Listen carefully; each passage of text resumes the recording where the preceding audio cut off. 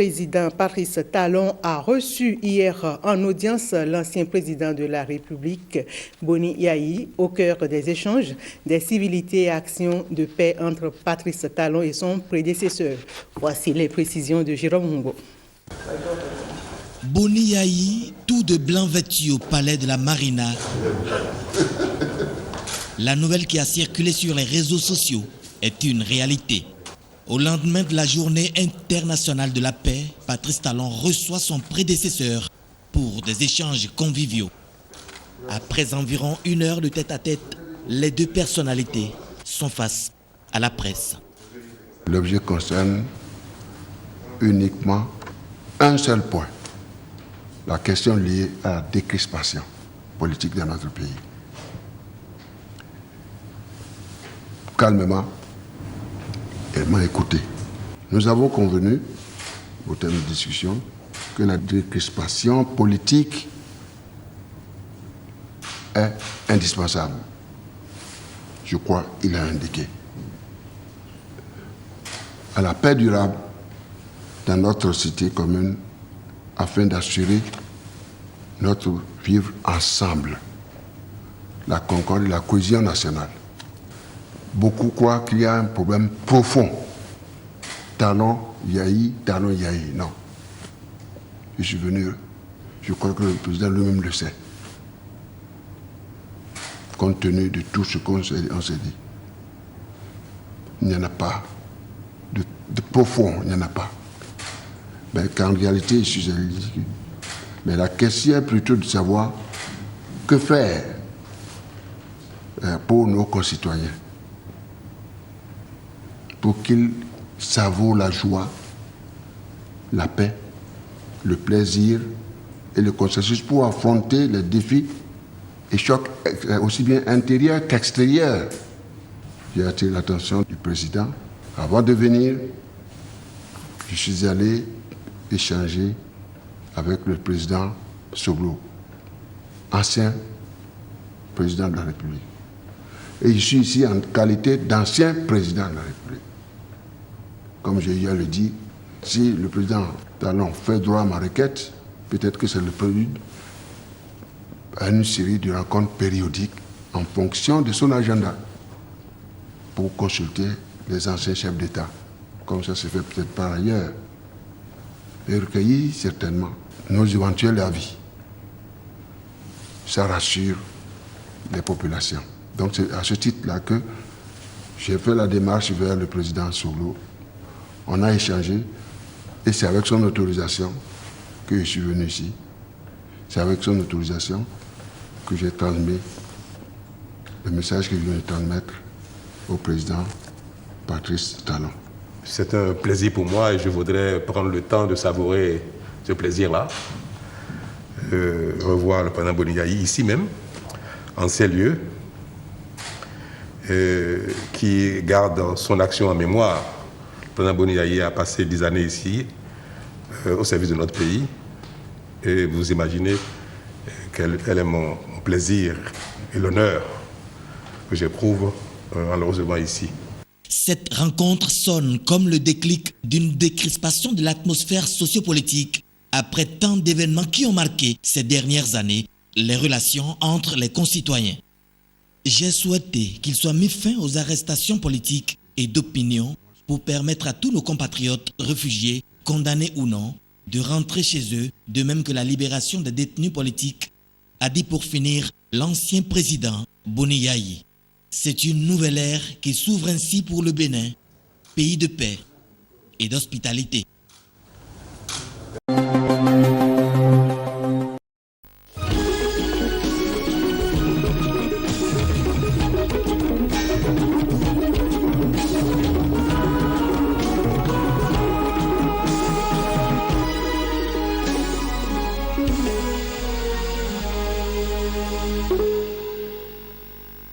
Signature de convention de concession d'une centrale thermique hier à Ovendo. Elle a mis en évidence le ministère de l'Énergie, celui de l'Économie, du Budget et des Comptes publics, le ministère de l'Investissement et le Fonds gabonais d'investissement stratégique avec la société Wartsil, partenaire dans ce projet. Le point avec Cyril Ngaleko, Hervé Ndigué.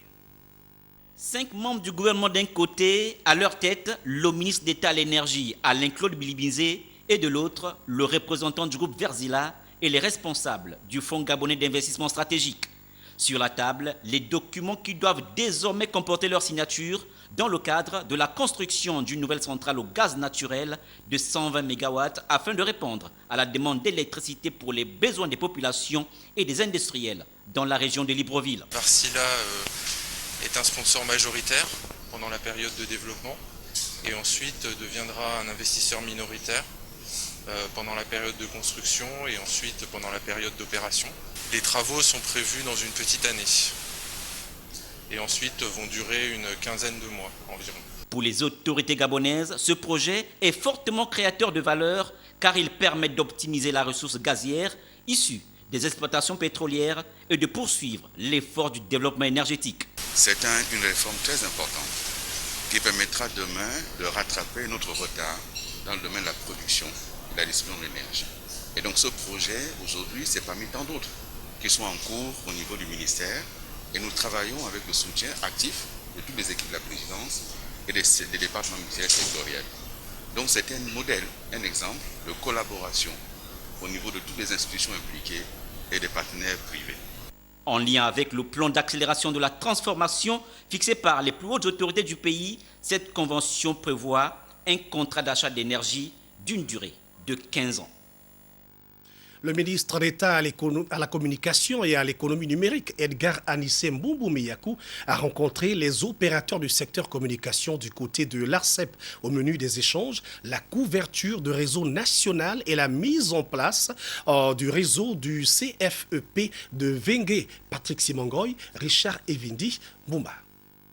La séance de travail de ce matin au cabinet du ministre d'État à la communication et à l'économie numérique entre Edgar Anissé Mboumboumiyakou, qu'a assisté sa déléguée Gisèle Akogé, le président de l'ARCEP, Lemombo et les opérateurs du secteur de communication rentraient dans le cadre des échanges réguliers que le numéro 1 de la communication entretient avec les entités sous tutelle.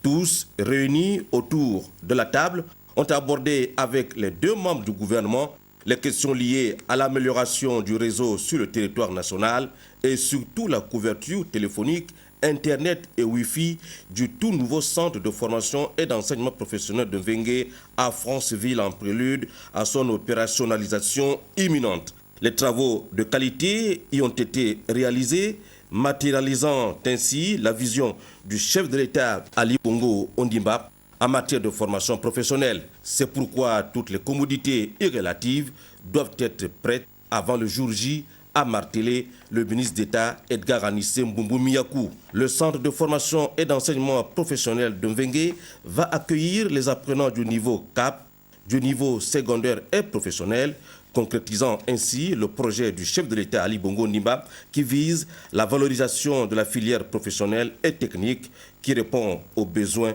du marché de l'emploi.